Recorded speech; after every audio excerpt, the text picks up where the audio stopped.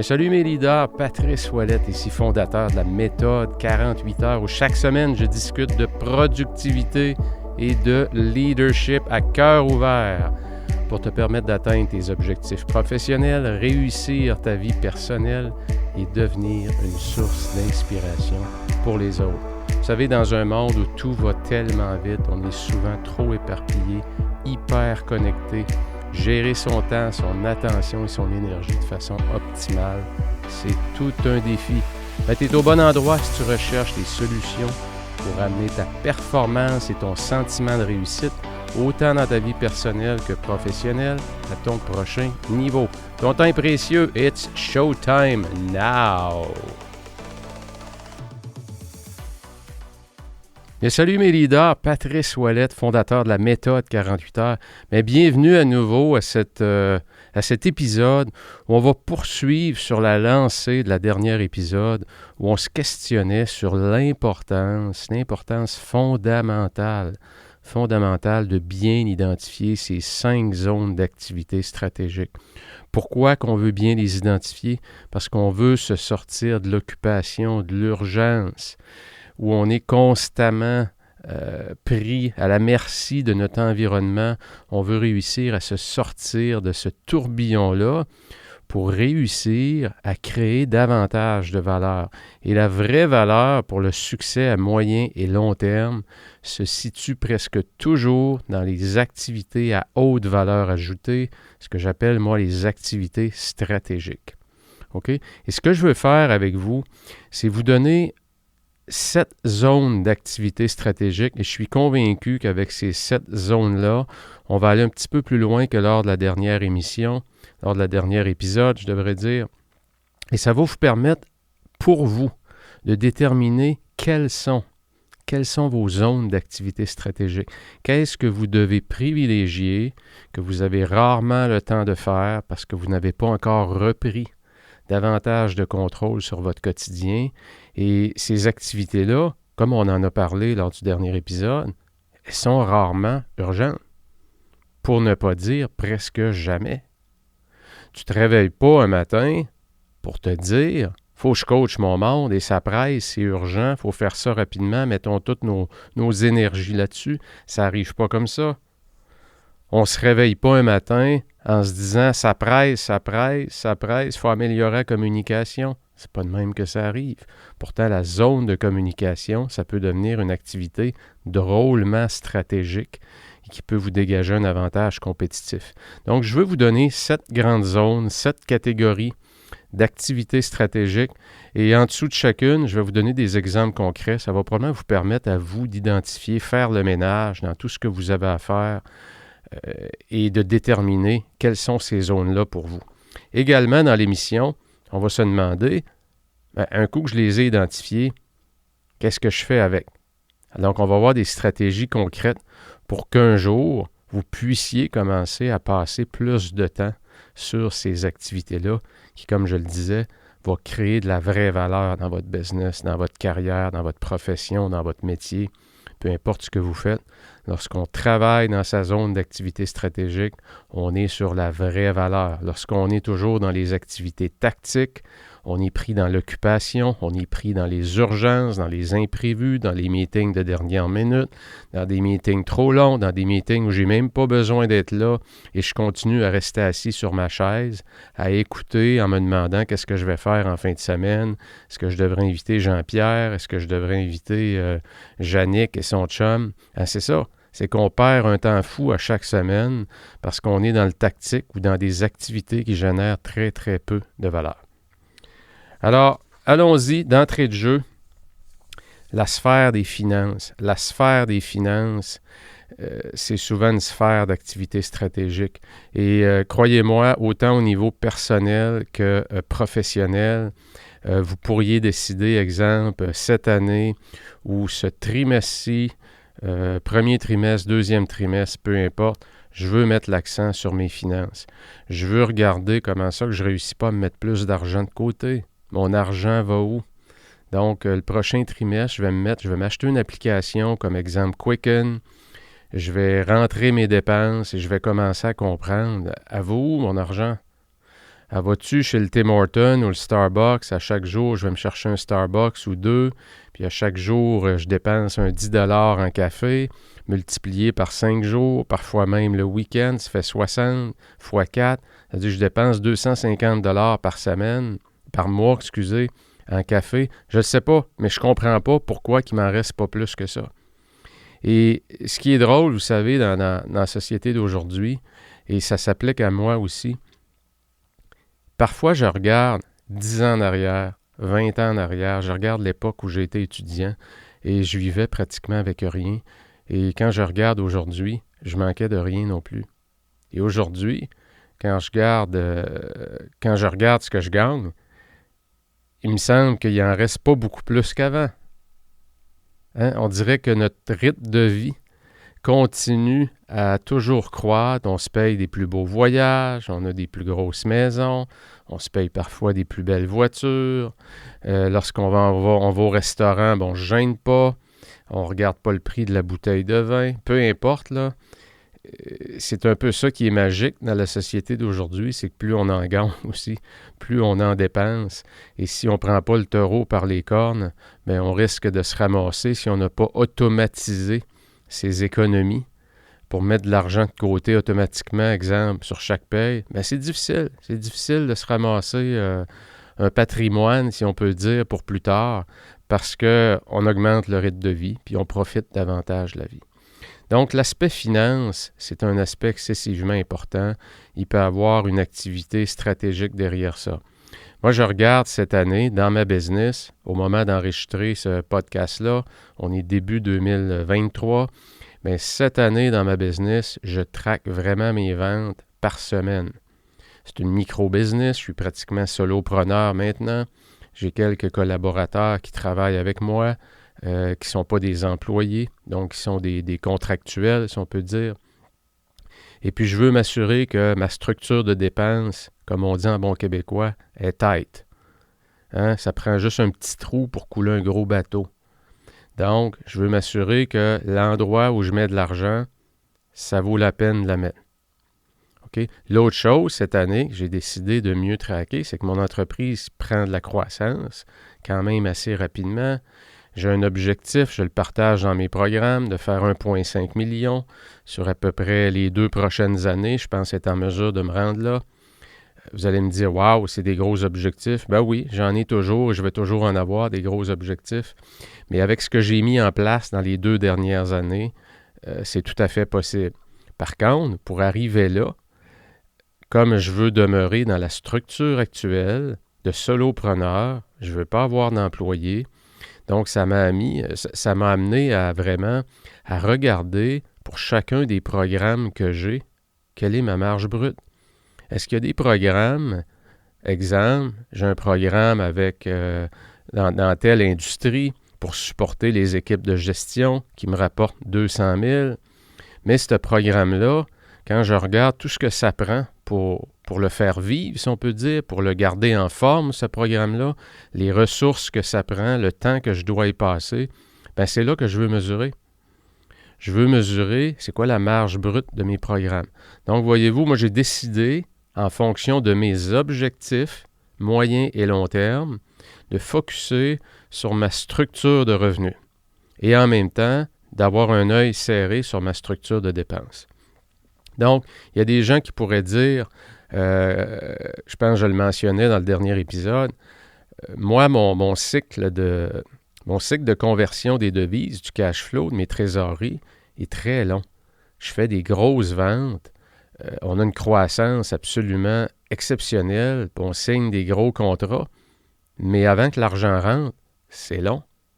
Alors, quand tu dois supporter comme ça te prend tout un cash flow. Et parfois, c'est ce qui limite la croissance. Le cash flow va limiter la croissance des entreprises qui ont un cycle de conversion des trésoreries qui est très, très long.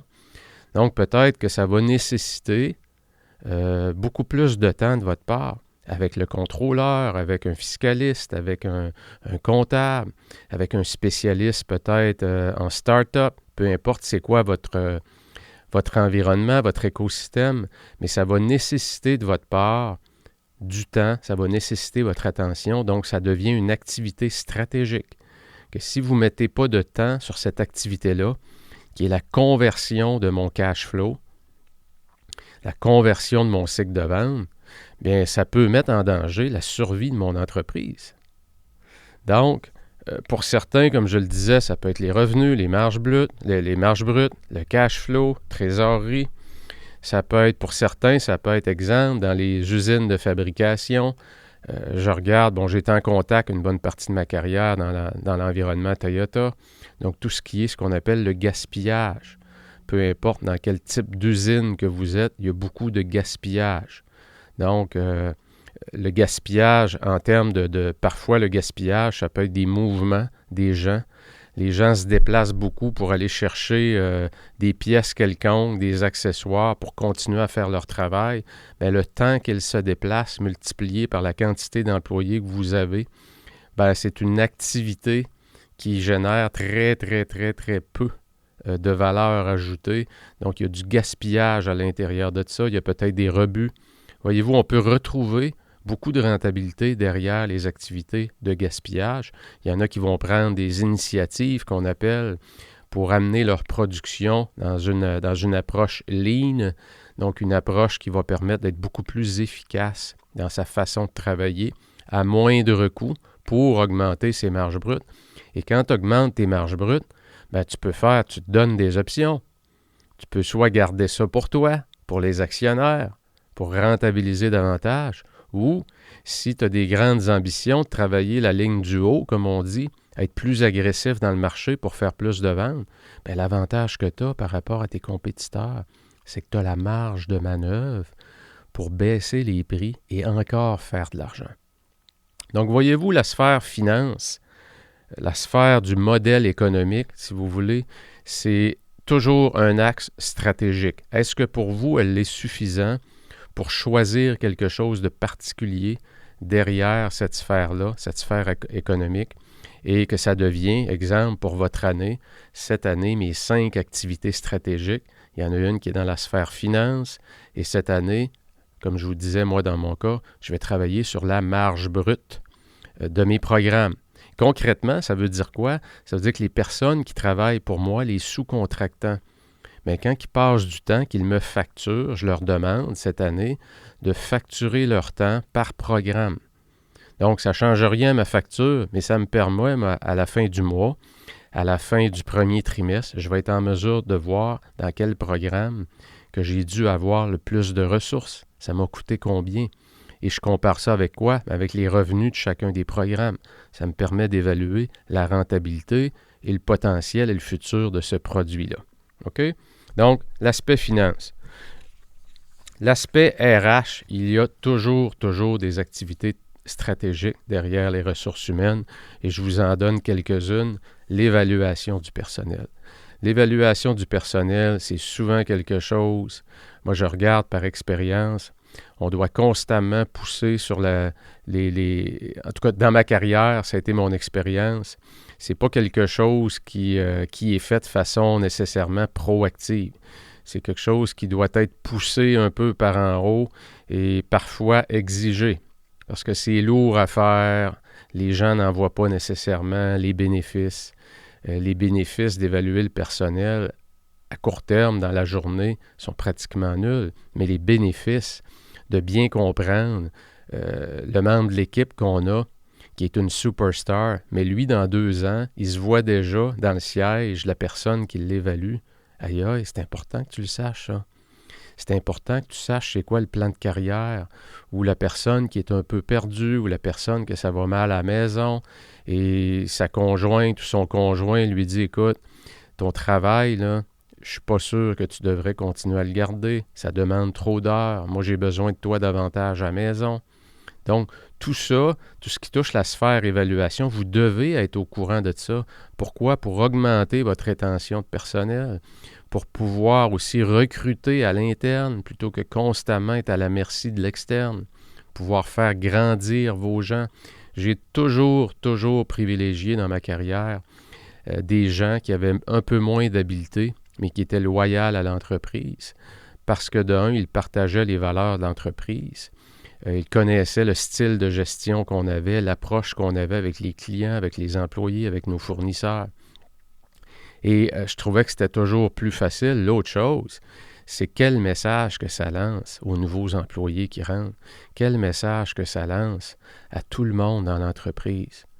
Pat, ici, si tu fais ta job puis tu veux monter, il va te donner ta chance. Et ça, croyez-moi, quand c'est pas inculqué dans les équipes, bien, qu'est-ce que ça fait? Ça encourage le magasinage, ça encourage votre bon personnel à aller voir ailleurs, parce qu'à toutes les fois qu'un poste s'ouvre, vous ne pensez pas de l'afficher à l'interne. Et là, on se dit, on va aller chercher quelqu'un. Quand on demande au directeur, « Ah non, écoute, non, j'ai pas personne, écoute. Lui, il n'est pas assez fort, lui, c'est ci, lui, c'est ça. » Tout le monde a plein de défauts. Et on est toujours plus beau avant de rentrer. Et 6 mois après avoir rentré, c'est drôle, on voit juste les défauts de la personne.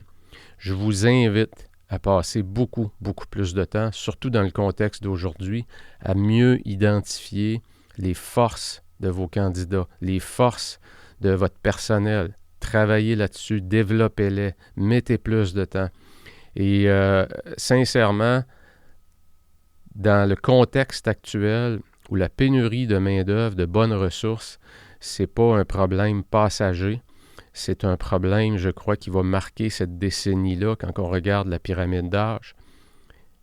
Il va y avoir des gagnants et des perdants dans cette game-là, dans cette décennie-là, et il y en a à chaque décennie, mais ceux qui vont gagner, selon moi, vont avoir décidé de prendre le taureau par les cornes et de faire de la rétention, du développement de leur personnel, vraiment une grosse activité stratégique, d'avoir des initiatives concrètes qui s'étendent à tous les niveaux dans l'organisation. Donc, je vous invite vraiment à regarder. Donc, évaluation de personnel, c'en est une. Quand je dis évaluation de personnel, et je le vois encore aujourd'hui, il y a des entreprises qui ont connu une belle croissance, qui aujourd'hui ont la grosseur, je parle de PME, ce qui fait qu'ils ont une ressource ou deux, et ils ont un département d'RH ou parfois plus, évidemment, quand l'entreprise est plus grosse. Mais ce qui est pondu, ce qui est créé par le département RH n'est pas du tout connecté avec ce qui se passe sur le plancher. Alors, on va demander, exemple, au directeur des ventes d'évaluer son personnel avec un formulaire qui a 8 pages, qui a 200 questions et puis qui n'est pas vraiment connecté avec la réalité. Et ça, soyez vigilants. Soyez vigilants, donnez du feedback, restez proche de vos gens au RH. On ne peut pas les blâmer, ils n'ont jamais fait votre travail. D'un autre côté, si vous faites partie de ceux qui sont dans les RH, assurez-vous que vous comprenez bien, demandez du feedback sur les outils, ayez l'ouverture pour les adapter. Combien d'endroits qui disent non, regarde, le formulaire que tu as là, dans l'organisation, il faut standardiser maintenant et c'est celui qu'on prend. Et là, qu'est-ce qu'il fait? Bien, garbage in, garbage out, comme on dit. On fournit au département des RH ce qu'ils veulent, mais en dedans de nous, comme directeur premier, deuxième niveau, peu importe, ça a très, très peu de valeur. Donc, il faut sortir de ça. On est dans un monde où on n'a pas le luxe de continuer à vivre comme ça. Il faut que les RH soient vraiment connectés avec les départements. Il faut que les RH peut-être adaptent un peu les outils qu'ils donnent plutôt que vouloir standardiser à travers un outil. Ça prend de l'agilité, ça prend de la souplesse, autant d'un côté comme de l'autre. Donc, les outils qui sont envoyés, qui sont poussés vers le bas, si on peut dire, pour évaluer, assurez-vous que vous avez du feedback de celui qui est évalué, de l'évaluateur et de la personne qui l'a créé. Il faut que ça soit attaché, tout ça, et que ça fasse du sens pour tout le monde. Donc, rétention du personnel. Je vous donne un autre exemple d'activité stratégique. Je pourrais décider, moi, comme exemple directeur des ventes, que cette année, le support quotidien que je donne à mes troupes, comment je démarre ma journée avec mon équipe de vente, que j'en fais une activité stratégique. Parce que je le vois, les gens arrivent, ça arrive le matin avec le café, ou encore on se connecte sur Zoom, c'est mollo, c'est relax. Les gens sont dans le métro, boulot, de dos, ils répètent la même chose, c'est le jour de la marmotte. Moi, je veux m'assurer, comme leader, que lorsqu'on se connecte, on va diminuer la fréquence, on va le faire 2 fois par semaine, mais quand on va se connecter, aïe aïe, Je vais allumer mon monde, je vais les motiver, je vais aller chercher du feedback, on va parler des vrais enjeux. Donc, ça peut devenir une activité stratégique. Je peux travailler, exemple, une autre activité stratégique, je l'ai mis dans la sphère RH, la qualité de mes meetings. C'est pas vrai que tu peux avoir des bons meetings quand ça fait 3 ans, 4 ans, 5 ans, que c'est toi qui es directeur au même niveau et tu racontes la même histoire de la même façon. C'est pas vrai. Et c'est pas vrai que c'est toi qui dois parler tout le temps. Les meilleurs meetings, c'est justement quand toi t'écoutes et que tu fais parler. Donc, cette année, je peux décider que la qualité de mes meetings, c'est une activité stratégique. Et cette année, je veux développer mes habiletés à engager les gens pendant le meeting. Plutôt qu'être là, être assis, puis je fais 90% du discours et 10% dans le meilleur des mondes, c'est les gens qui répondent à quelques questions que j'ai posées. Et là, la semaine prochaine s'en vient et je suis encore en train de me demander, bon, qu'est-ce que je vais leur dire? Donc, j'ai décidé cette année que je prenais ça et j'allais virer ça de bord et que j'allais avoir 10% du meeting à poser des questions et 90% à rephraser ce qui m'est dit. « Hey, Joanne, c'est super bon ce que tu viens de dire. D'ailleurs, j'ajouterai à ça 1, 2, 3. Et Denis, je t'ai vu sourciller des yeux quand Joanne a dit ça. J'aimerais ça t'entendre là-dessus. Et ça, c'est mes capacités d'animation. Donc, ça peut devenir une activité stratégique. Développement des relations ou développement d'affaires, c'est une grosse axe d'activité stratégique. Je pourrais décider cette année que je veux vraiment bien comprendre dans notre business, c'est quoi les vrais besoins des clients. Si notre produit ou notre service, là, on réussissait à identifier 3 attributs de notre produit ou de notre service que les gens peuvent dire, vous autres, là-dessus, ces 3 choses-là, vous êtes vraiment supérieurs aux autres. Ce serait quoi ces 3 choses-là? Je pourrais décider que cette année, je veux développer mes relations avec les clients pour bien comprendre leurs besoins. On pourrait dire, bon, ben ça va dans la sphère marketing, c'est de la recherche marketing, peu importe. Je veux pas m'enfarger, comme on dit dans la sémantique, mais vous comprenez ce que je veux dire. C'est que je peux identifier comme mes relations avec ma clientèle comme étant une activité stratégique et travailler ou faire quelque chose de particulier de ce côté-là. Ça peut être bâtir un programme pour développer des ambassadeurs, des ambassadeurs de marque, des clients que ça fait 4, 5, 6, 10 fois qui achètent de chez nous, qui nous adorent, qui nous aiment, qui font notre publicité de bouche à oreille et je ne les utilise pas. Je pourrais me dire, bien, cette année, je vais aller me chercher des firmes spécialisées dans les programmes de rétention ou les programmes d'ambassadeurs, puis je me donne 6 mois pour me bâtir un programme où ces ambassadeurs-là, je vais m'en choisir une dizaine et on va avoir des activités avec toute notre clientèle et ces ambassadeurs-là, je vais les faire parler sur une tribune. Donc, vous comprenez, ça peut devenir, à ce moment-là, dans votre développement d'affaires, vraiment une grosse activité stratégique. Et encore là, je le répète, cette initiative-là ne sera jamais urgente. Ça va être quelque chose, ça va être une idée que vous allez avoir en tête. Vous allez la déplacer d'un mois à l'autre dans votre to-do list et vous allez vous dire, ah non, c'est vraiment, vraiment une bonne idée. C'est ça, je le sais que ce serait bon, mais je n'ai pas le temps. C'est ça qui arrive souvent. Donc, clients, fournisseurs, employés, des membres de l'équipe, ça peut être un étage particulier dans les membres de la direction sur lequel vous voulez focusser. Tout ce qui touche le développement des relations. Tout ce qui touche l'amplification d'une couche de gens avec qui j'interagis. Comme je le disais, que ce soit des clients, des fournisseurs qui sont cruciales à ma business. Je veux, exemple, ça pourrait être, je veux réduire, ça pourrait être dans la sphère de mon modèle économique et de mes relations. Je veux réduire la quantité d'inventaire que j'ai, parce que de l'inventaire, ça ne sert absolument à rien. Concrètement, je veux réduire mon inventaire pour que mes livraisons de pièces arrivent davantage en temps. Ce qu'on pourrait appeler du just-in-time. OK, pour faire ça, je vais travailler cette année, je veux vraiment développer ma relation avec 3 fournisseurs. Encore là, belle activité stratégique. Les communications, c'est un grand axe stratégique. Pendant 5 années consécutives, on a fait partie des 100 meilleurs employeurs au Canada. Et s'il y a un point, je peux vous assurer, qui à chaque année, était toujours le point le plus faible, même s'il était quand même, on voyait qu'il y avait une grosse amélioration, c'était les communications.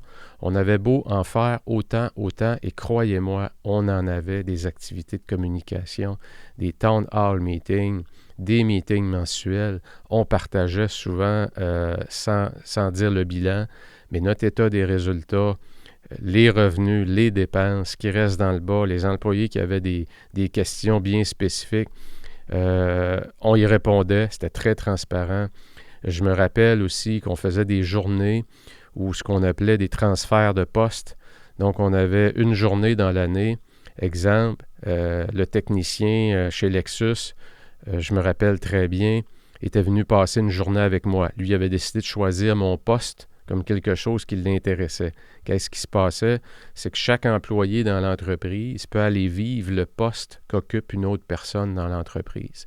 Ça fait quoi? Ça améliore énormément les communications. Ça améliore énormément la compréhension des gens, de la réalité de chaque département dans une business. Et je me rappelle, le technicien était venu avec moi puis il me demandait, « Pat, on avait commencé la journée ensemble. J'aimerais ça que tu fasses ta journée comme si... j'étais pas là, puis je veux voir qu'est-ce que tu fais. » Alors, à chaque étape de ma journée, je lui expliquais un peu ce que je faisais. Le matin, souvent, je commençais avec mon tableau de bord. Je regardais les indicateurs de performance. On avait plusieurs concessionnaires répartis un peu partout au Canada. Donc, je commençais avec ça, prendre le pouls de l'organisation, le pouls financier. Est-ce qu'on est en target? Donc, j'y montrais mes cadrans, mes tableaux de bord. C'était très simplifié, mais en même temps, je me suis rendu compte, grâce à cet exercice-là, que lui, qui n'avait aucune idée de la mécanique financière, la mécanique économique, si on peut dire, derrière la gestion d'un concessionnaire automobile, il est en mesure de comprendre. Donc, je me disais que j'avais quand même atteint un niveau de simplification important dans ce que je surveillais pour m'assurer d'avoir du succès. Et ça, c'est super important parce que c'est très facile de complexifier. C'est très facile de rendre très complexe et d'avoir beaucoup trop de chiffres, d'avoir une indigestion de chiffres. Et dans les organisations qui poussent énormément de chiffres, très souvent, qu'est-ce qui se passe? Les gens ne les regardent plus. Pourquoi? Parce qu'il y en a trop. Donc, il y a un travail qui doit être fait, souvent par la haute direction, de simplification. Ça, c'est une activité stratégique. Cette année, on veut mettre l'accent pour se bâtir un tableau de bord qui est hyper simple, qu'un employé, comme on dit frontline, qui est sur la ligne de front, pourrait venir dans mon bureau, j'y montrais les tableaux, puis il pourrait pratiquement les comprendre. Si j'arrive à faire ça, avec de 3 à 5 indicateurs de performance seulement, bingo, on va être en business, parce que là, présentement, il y en a beaucoup trop. On pousse tous nos postes de revenus et on pousse tous nos postes de dépenses. Finalement, l'attention va où? Quand l'attention va partout, elle va nulle part. Communication, donc, le marketing, qui est un grand axe d'activité stratégique. Exemple très concret, cette année, je veux davantage comprendre la mécanique des mots-clés Google, la mécanique également derrière la chaîne YouTube. Qu'est-ce qui fait qu'une chaîne YouTube va être indexée davantage? On sait que YouTube appartient à Google, mais par contre, l'algorithme est très différent des mots-clés. Donc, c'est quelque chose sur lequel je veux passer du temps. Vous allez me dire, « Ouais, mais Pat, pourquoi tu ne donnes pas ça à quelqu'un d'autre? » Parce que je suis une micro-business et je ne veux pas ne pas comprendre où j'investis mon argent. Est-ce que je vais le donner? Probablement que je vais le sous-traiter. Mais quand je vais le sous-traiter, je vais être en mesure de bien évaluer le travail qui est fait. Présentement, si je le sous-traite, je n'aurai aucune idée. Et ce que je sais présentement, c'est qu'il y en a qui chargent des fortunes et qui livrent des résultats très moyens et la plupart des gens n'en ont aucune idée. Ils disent, écoute, moi, c'est ça que j'ai. Et là, tu fais venir un autre fournisseur qui va regarder tes données, qui va te dire, « Hein, tu payes pour ça? Ah, écoute, ça ne marche pas pantoute, mon Joe, là. Ça ne marche pas ton affaire. » Et là, tu crois à l'autre marchand de bonheur qui vient te dire que ton électricien qui vient de passer à la maison, là, qui te dit que l'autre d'avant, la job t'as jamais bien faite, ou le plombier aussi, là, ben là, finalement, tu crois au nouveau marchand de bonheur, mais tu n'as toujours pas d'idée, toi, comment est-ce que tu fais pour évaluer la qualité du travail. Donc, dans ma business, comme c'est un axe stratégique important, le marketing, j'ai décidé cette année d'en faire vraiment un axe particulier. Il m'en reste deux grosses activités sphères stratégiques. Le développement personnel. Prenez l'exemple que je viens de vous donner. Je veux mieux comprendre les mots-clés. Je veux mieux comprendre l'algorithme derrière YouTube. Présentement, on le sait, depuis 4-5 ans, TikTok a tellement pris de place dans les médias sociaux que c'est fait avec des courts vidéo. Bien, qu'est-ce qu'on a vu? On a vu tous les autres médias sociaux enchaînés pour aller compétitionner TikTok. Sur YouTube, ça s'appelle des shorts. Des shorts, c'est quoi? C'est un petit vidéo, vertical lui aussi, qui dure 1 minute maximum. Instagram a un peu la même chose. YouTube, Facebook a un peu la même chose. Donc moi, comme j'ai décidé que YouTube, dans le type de business que je faisais, et ma passion aussi, j'aime la vidéo, et comme le podcast aussi que j'ai lancé. Donc, je veux comprendre la mécanique derrière l'amplification de ma visibilité à travers ces algorithmes-là. Donc, je vais devoir avoir un plan de développement personnel. Il va falloir peut-être que j'achète des livres. Il va falloir peut-être que j'embauche peut-être quelqu'un qui est reconnu comme étant un expert, que je me prenne peut-être 3-4 coachings avec lui. Peut-être que je pourrais m'acheter des formations en ligne spécifiques à ça. Il y a aussi beaucoup de formations gratuites sur YouTube même. Donc, qui sont les meilleures? Donc, voyez-vous, votre plan de développement personnel, c'est un axe stratégique. Et si vous voulez améliorer la qualité de vos meetings, exemple, que vous avez décidé cette année que ça devient un axe stratégique, bien, vous n'avez pas le choix. Vous ne réussirez pas à faire ça seul, enfermé dans votre bureau. Vous allez devoir vous arrêter pendant la semaine, pendant une journée, à une heure précise, puis soit faire des recherches dans Google, regarder des vidéos, commencer à étudier, appliquer des trucs, vous refaire un ordre du jour. C'est ça, s'améliorer, c'est travailler sur soi. Donc, votre plan de développement personnel, à vous, cette année, qu'est-ce qu'il y a dedans? Si j'aurais à vous demander, vous avez à répondre à cette question-là aujourd'hui, sur quoi tu focuses cette année pour ton développement personnel, malheureusement, il y a très peu de gens qui ont des réponses précises à ça. Non, écoute, moi, il faut vraiment que je devienne un meilleur communicateur. Je me rends compte qu'il y a des choses, des fois, je ne communique pas assez. C'est trop flou, ça. Ça veut dire quoi être un meilleur communicateur? Puis tu prends ça de où qu'il faut que tu communiques plus? Si tu communiques plus, mais tu communiques mal, ça donne quoi? Ça va t'avancer à quoi? Tu penses-tu que le monde va être plus proche de toi? Au contraire, tu vas les éloigner encore plus et tu vas te mettre encore à te poser encore plus de questions. Donc, ton développement personnel doit être très, très, très spécifique et doit être relié à des activités stratégiques. Si tu veux mieux comprendre ta structure de dépenses ou ton cycle de conversion de tes trésoreries, ou ton cash flow, bien peut-être que tu vas travailler plus étroitement avec ton VP Finance, avec ton contrôleur ou avec le comptable. Peu importe, tu vas aller te chercher de l'aide. C'est ça, c'est que tu vas avoir un plan spécifique pour développer tes habiletés. Et le dernier, le 7e, qui est la planification. La planification, on ne peut pas passer à côté. Ne pas planifier, c'est planifier son échec. Et je vous invite à en faire une activité stratégique, de mieux planifier, d'upgrader, comme on dit, votre habileté à mieux planifier, à mieux préparer vos journées, à mieux préparer vos semaines. Mieux préparer ses journées et ses semaines, si ce n'est pas aligné avec vos activités stratégiques, si ce n'est pas aligné avec votre destination, vos objectifs de fin d'année ou sur 3 ans, bien, vous tournez en rond. Vous allez constamment rester dans le tactique parce que vous vous gardez occupé. Et ce qui vous garde occupé est rarement ce qui va vous amener au prochain niveau dans votre vie professionnelle et votre vie personnelle. Donc, la planification, c'est crucial d'en avoir une. Et c'est crucial aussi de coacher votre monde à mieux planifier. Ouais, j'ai un meeting lundi prochain. Ah, j'en ai un tous les lundis avec mon équipe.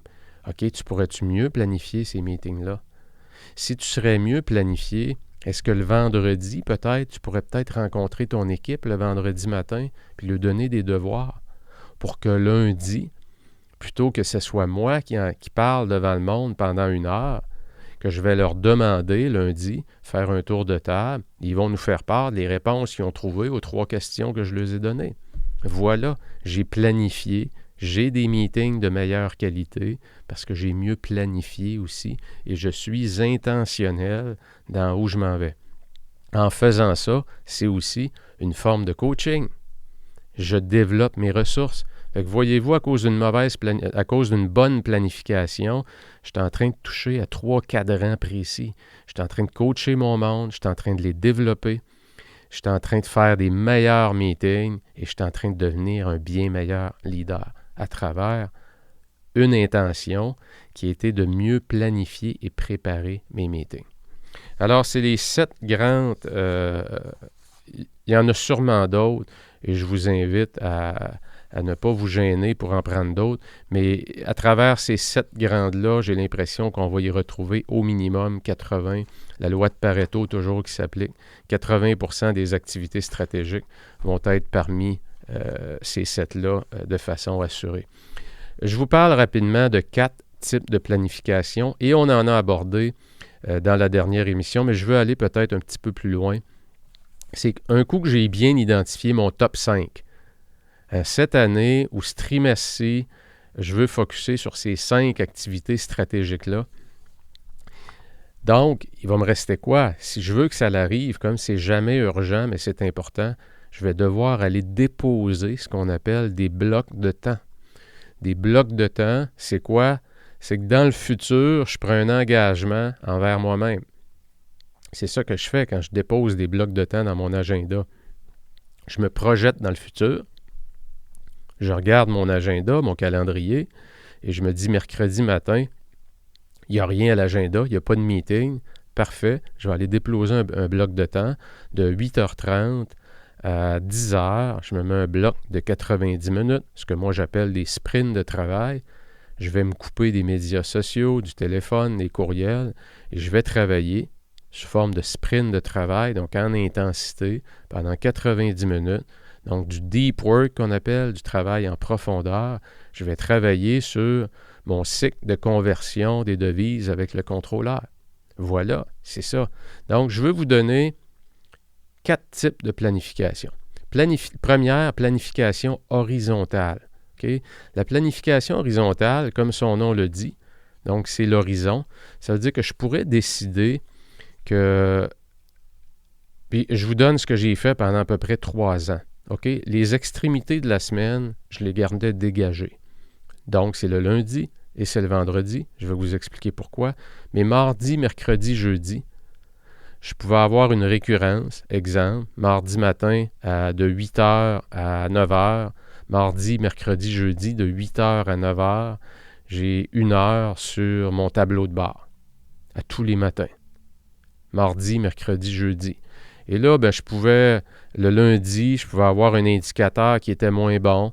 Là, j'allais un peu plus creux dans les données, chercher, bien comprendre. Ça m'a amené, cet exercice-là, répété et répété, à tout comprendre la mécanique économique, de comment on rentabilise davantage un concessionnaire automobile, parce que je comprenais tous les liens qu'il y avait entre chacun des départements. Donc, à force de répéter cette activité-là sous forme de récurrence en planification horizontale, puisqu'elle revient à chaque jour, donc ça crée une ligne d'horizon. Et je le mettais à la même heure. Pourquoi? Parce que c'est toujours plus facile de créer des bonnes habitudes quand elles reviennent toujours sous forme de rituels, si on peut dire, ou de routines qui sont à tous les jours similaires. L'être humain fonctionne mieux comme ça. Si j'aurais mis ça le mardi à 8h, le mercredi à 11h, puis le jeudi à, je sais pas moi, à 1h30, probablement que ça aurait été beaucoup plus difficile à faire parce que j'aurais été éparpillé. OK, donc planification horizontale. Planification verticale, comme le nom le dit, c'est que je travaille sur des plages de temps beaucoup plus longues, donc des blocs de temps beaucoup plus longs, mais qui peuvent être échelonnés, exemple, sur minimum une avant-midi ou une après-midi. Et là, je pourrais, exemple, décider que le mercredi, ben, cette journée-là, c'est la journée marketing. Le jeudi, c'est la journée finance. Le vendredi, c'est la journée créativité, parce que c'est une journée plus relaxe. Le mardi, voyez-vous, donc je travaille sous forme de silo. Je donne un thème à ma journée, je travaille sous forme de planification verticale. Et ça aussi, je l'ai fait pendant un certain temps. J'ai travaillé pendant au moins 2-3 ans sur le thème de la planification horizontale. Ça m'a créé aussi beaucoup, ça m'a aidé énormément avec ma discipline. C'est qu'à chaque jour, le même menu revenait, la même activité, je devenais meilleur, je voyais ma progression. J'aimais pas qu'on dérange trop ma routine. Il faut faire attention, pas trop tomber en amour avec son horaire non plus. Savoir accueillir les imprévus, les urgences. Mais lorsqu'on travaille en récurrence sous forme de planification horizontale aussi, on progresse beaucoup plus vite parce qu'on se sort justement de l'urgence, de la préoccupation. Assurez-vous que vos plages de temps pour vos activités stratégiques aussi sont mis dans des moments de la journée qui sont peut-être de façon naturelle moins occupés un peu. Je reviens au protocole stratégique tactique. Et le protocole stratégique tactique, encore là, c'est un mélange, si vous voulez, de planification horizontale et verticale. C'est qu'on va attaquer ces activités stratégiques le matin et l'après-midi, on va être en mode tactique. Donc, AM, PM, stratégique, tactique, protocole stratégique, tactique. L'avant-midi, stratégique, l'après-midi, tactique. Mercredi matin, stratégique, mercredi après-midi, tactique. Donc, ça me permet d'alterner, ça me permet de m'éloigner de ma boîte de courriel toute l'avant-midi. Parce que je sais qu'en après-midi, je suis dans le tactique, je suis dans la boîte de courriel, je vais être dans les communications, je vais peut-être avoir ma porte ouverte. Les gens vont pouvoir faire un petit toc-toc sur le coin de la porte. Aurais-tu quelques minutes? Oui, absolument, tu ne me déranges pas. Pourquoi? Parce que je suis en mode tactique. Je suis sur le terrain. Je suis ouvert à ça. Alors que l'époque où je ne faisais pas ça, j'essayais, lorsque j'avais du temps, de travailler sur ce qui était stratégique et je me faisais déranger constamment et ça me rendait de mauvaise humeur. Il y a certaines personnes que je n'étais pas très accueillant, mettons. Donc, ça ne lance pas le bon message. C'est d'exercer un mauvais leadership. Donc, quand vous reprenez le contrôle sur votre horaire, et je m'étais mis un écriteau sur ma porte, vous pouvez mettre code vert, tu peux entrer quand tu veux. Code jaune, c'est s'il y a quelque chose de vraiment important. Puis code rouge, c'est dérangez-moi pas. Donc, les gens le savaient, les avant-midi, c'était pas mal l'écriteau code rouge sur ma porte. Et si je finissais mon avant-midi stratégique, exemple, vers 11h, parce que ça avait vraiment bien été, j'allais simplement changer la couleur en mode jaune et l'après-midi, c'était vert, où la porte était complètement ouverte, tout simplement. Donc, ça vous permet encore là, à travers, en utilisant le visuel aussi, d'aller chercher un maximum de productivité. Dans les endroits, écoutez, je l'ai vu aussi au Japon souvent, dans les endroits où c'est des grandes salles ou des cubicules qu'on appelle, où les gens travaillent en groupe dans des bureaux qui ne sont pas fermés. Ça peut être, j'ai vu comment est-ce qu'on appelle ça? Je cherche le mot, là, des bandeaux qu'on va s'attacher sur le bras, le haut du bras, vert, jaune, rouge. Et quand tu pars pour aller voir un de tes collègues et tu vois qu'il y a son bandeau rouge sur son bras, ben, tu ne le déranges pas. Il est dans sa zone de deep work. Donc, il y a quand même, soyez créatifs. N'hésitez pas à solliciter le feedback de votre équipe, à leur demander « Hey, la gang, qu'est-ce que vous penseriez si on essaierait ça cette semaine? J'aimerais ça l'essayer sous forme de projet pilote. Vous avez 3 bandeaux ici. » Ou encore, en groupe, on peut décider que de 8 à 10, c'est deep work. De 10h à 11h, c'est code jaune. Et de 11h à midi, c'est un autre deep work, c'est en mode rouge. Puis l'après-midi, on est plus en mode tactique. Amusez-vous avec ça. Mettez-y de la gaieté, du plaisir, mais en même temps, donnez la chance aux gens de vous en donner plus en créant l'environnement qui va permettre aux gens d'être davantage focusés sur ce qui est important pour se sortir de l'urgence, se sortir des interruptions, tu commences à travailler, 10 minutes après, il y a une personne qui arrive qui te dérange. Et c'est rarement par mauvaise volonté, là. C'est juste qu'on n'a pas pris le temps, comme leader, de mieux structurer l'environnement de travail. Planification thématique. Et je vais terminer avec 2 autres points. Planification thématique, c'est quoi? C'est que vous pourriez décider, exemple, de donner un grand thème à un trimestre. Exemple, hey gang, cette année, trimestre 1, je veux qu'on focus sur notre marketing. Donc, vous allez voir, dans le trimestre, il va y avoir beaucoup d'activités. On fait venir des conférenciers. On s'est inscrit à une formation, à une convention qui est à Dallas. C'est 3 jours. Donc, tout le trimestre est mis sous le thème du marketing. Et de la façon dont je vais structurer mes semaines et mes journées, il va y avoir une grosse saveur marketing. Pourquoi? Parce que je veux vraiment mettre l'accent là-dessus, développer les habiletés de l'équipe à être meilleure au niveau de notre mise en marché. Donc, la planification thématique, ça peut être sous forme de trimestre, ça peut être pour le mois. Je peux décider que pour le mois de janvier, c'est le mois des meetings. Le mois de janvier, gang, je veux qu'on regarde, qu'on fasse un audit complet sur tous les meetings qu'on a. J'ai commencé à dresser la liste que je vais vous envoyer. J'en ai sûrement oublié. Je veux que vous commenciez à nourrir cette liste-là pour voir toute la liste des meetings qu'on a. Et après ça, je veux qu'on se réunisse, on les passe un par un et qu'on y aille en profondeur dans qu'est-ce qu'on fait dans ces meetings-là, quel est l'objectif, quel qu'on peut éliminer, est-ce que la durée est trop longue, est-ce que la durée est trop courte, est-ce que j'ai les bonnes personnes, est-ce que j'ai pas des gens qui sont là puis qui n'ont pas besoin d'être là. Donc, voyez-vous, là, je pourrais décider pendant le mois de janvier, le mois de février, peu importe, de mettre thématique meeting. Et là, j'y vais vraiment en focus. Je mets mon laser sur la thématique meeting. Ça pourrait être aussi à la semaine. Je pourrais avoir, si j'ai déterminé que cette année, le marketing, les finances, le développement de contenu dans mon cas, puis le développement personnel, c'est 4 activités stratégiques, mais je pourrais décider que pendant mon premier trimestre, à chaque semaine, je vais alterner. Semaine 1 de chaque mois, c'est développement personnel. Semaine 2, c'est la semaine finance. Semaine 3, c'est la semaine marketing. Donc, voyez-vous, encore là, qu'est-ce que je fais avec mon équipe? Ou si c'est juste avec vous, je mets le focus davantage d'emphase sur ce que j'ai décidé initialement, qui était une activité stratégique. Donc, n'hésitez pas à travailler avec la planification thématique. Et surtout, essayez de trouver un nom à votre thème.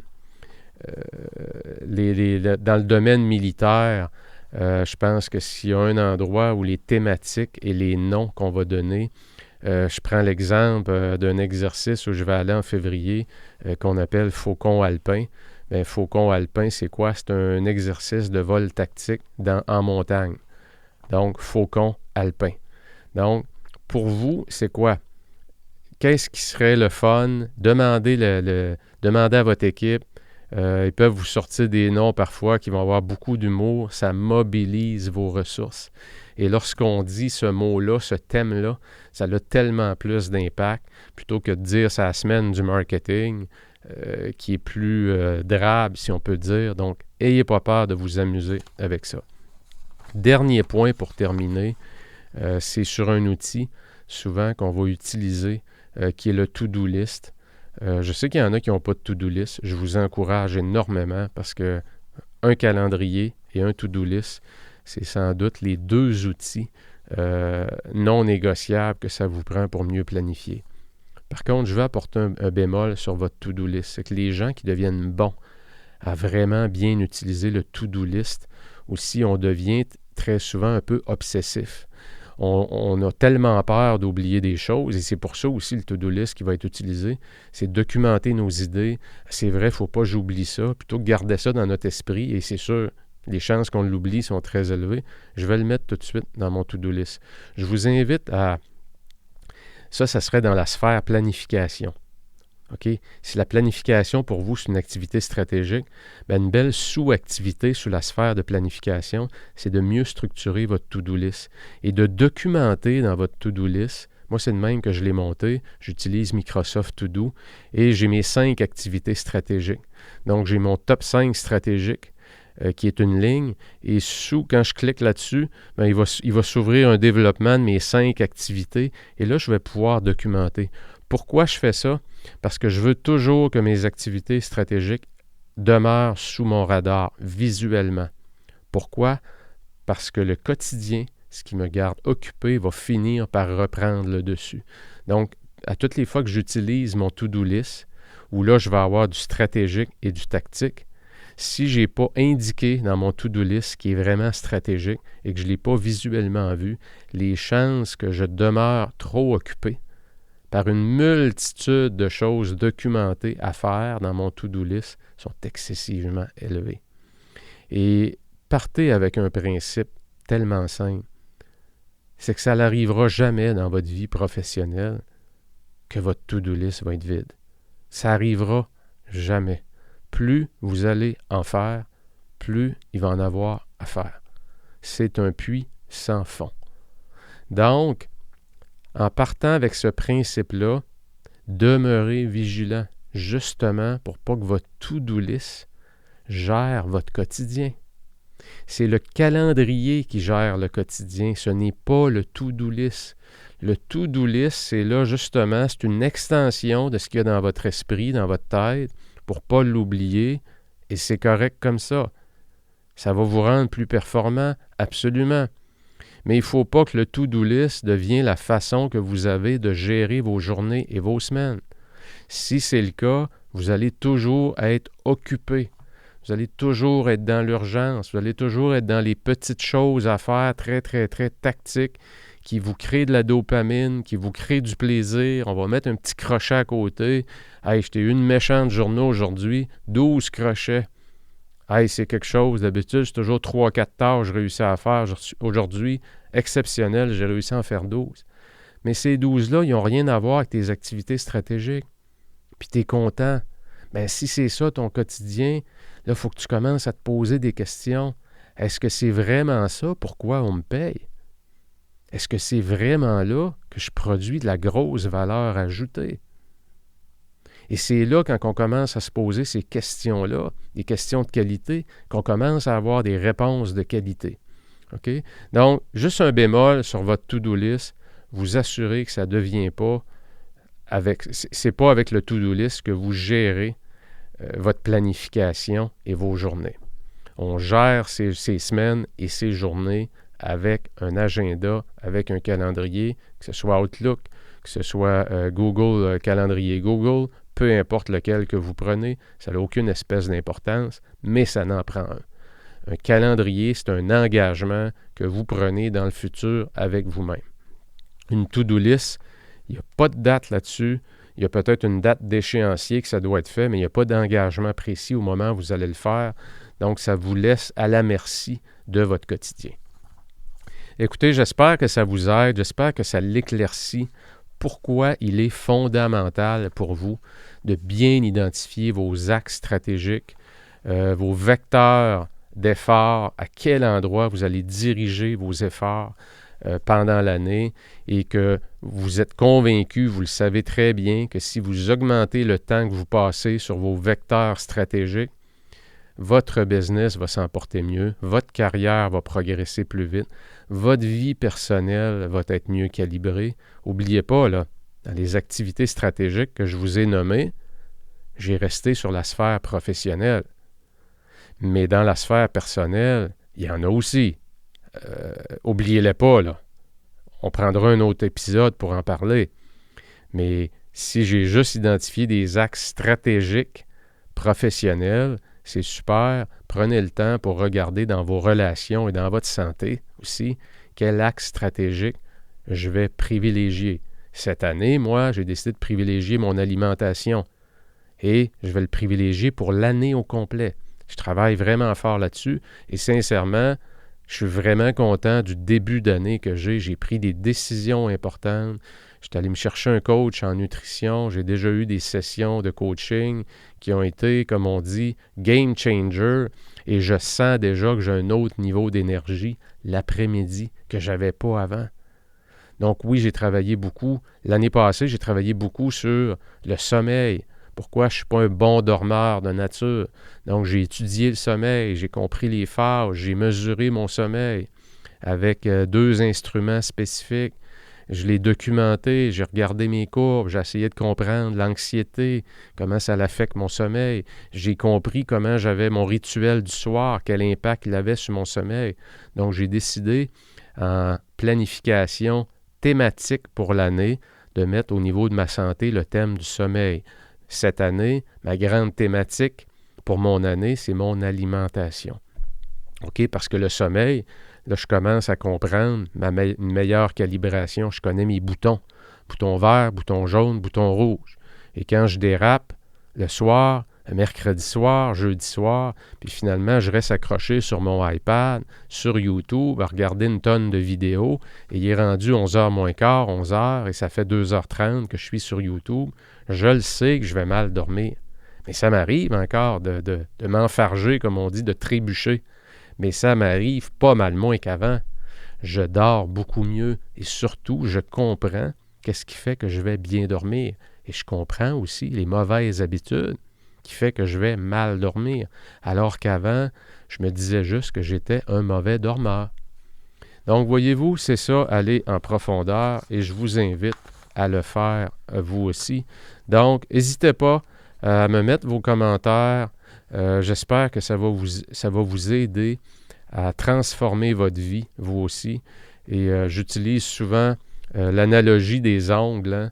Je trouve tellement que le Wayne Dyer, quand il a fait faire l'exercice dans une de ses conférences où il a demandé aux gens de regarder leurs ongles, et pendant 1 minute, il dit « On va prendre 1 minute pour regarder nos ongles pousser. » Et 1 minute, c'est long, quand il y a un silence complet dans une salle. Et après la minute, il a demandé aux gens qui étaient dans la salle, est-ce qu'il y en a qui ont vu leurs ongles pousser? La personne a levé la main, c'est certain, parce qu'en 1 minute, tu ne vois pas tes ongles pousser. L'autre question qu'il a demandé, est-ce qu'il y en a qui doutent que leurs ongles poussent? Personne n'a levé la main.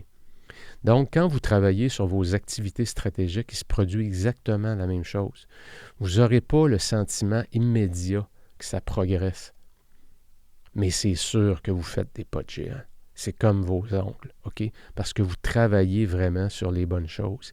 Et quand vous êtes en mode tactique tout le temps et que vous êtes dans les urgences, dans l'occupation, dans la boîte de courriel, dans les textos, et que vous vous laissez distraire par tout ce qui est autour de vous, bien, vous allez répéter ce geste-là à tous les jours, pratiquement de façon éternelle. Ça va être le jour de la marmotte. Donc, partez avec le principe de vos ongles. Si vous voulez subir la croissance de transformation que vous voulez avoir en lien avec vos objectifs, mettez de l'avant vos activités stratégiques. Mes leaders, je vous salue et on se revoit lors de la prochaine épisode pour la suite au niveau leadership et productivité. Ciao tout le monde! Bien voilà pour cet épisode. N'hésite pas à la partager, à me donner tes commentaires. Si tu désires passer à ton prochain niveau en passant, tu peux joindre mon Académie de la productivité que j'appelle ADLP, où l'on démarre chaque mois en force le premier jour de chaque mois, peu importe la journée. Le succès, ça se planifie. Et rappelle-toi, avant de vouloir aller plus vite, assure-toi que ta destination est la bonne, prends tes décisions, ne regrette rien, corrige le tir et fais mieux aujourd'hui. Ciao!